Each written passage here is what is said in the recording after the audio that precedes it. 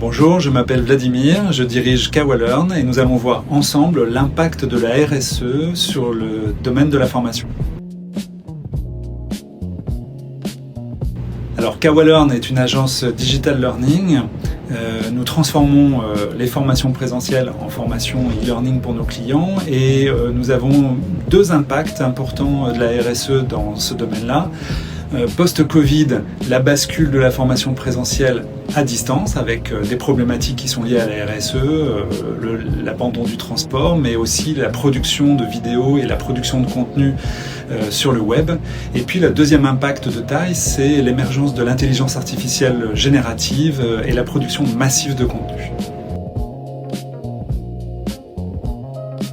Alors, un des éléments déclencheurs de notre participation au label Positive Company, ça a été d'abord les collaborateurs internes de Kawalearn qui avaient déjà de bonnes pratiques personnelles et qui voulaient les développer au sein de l'entreprise.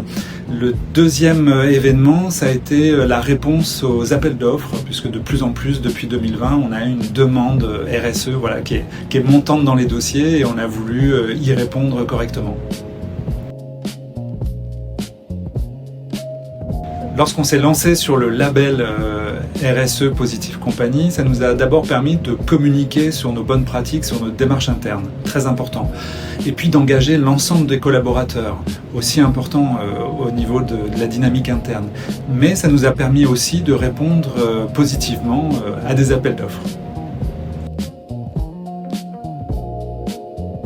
La démarche RSE au niveau de Kawalearn nous a permis de développer en fait une démarche numérique responsable, notamment en allégeant les fichiers, et puis une démarche interne d'éco-conception, donc de réutilisation de contenus déjà produits, l'allègement du contenu, l'accessibilité des contenus. Et puis au niveau de nos clients, en fait, ça leur permet finalement d'améliorer leur démarche RSE en ayant déjà un partenaire qui est labellisé Positive Company, et puis d'avoir de bonnes pratiques en fait de production e-learning. Pour eux, c'est aussi plus d'accessibilité, la diminution des déplacements pour les apprenants, et puis une démarche beaucoup plus ouverte, beaucoup plus inclusive dans la durée. Alors c'était Vladimir de Kawalearn et nous sommes très heureux d'être une Positive Company.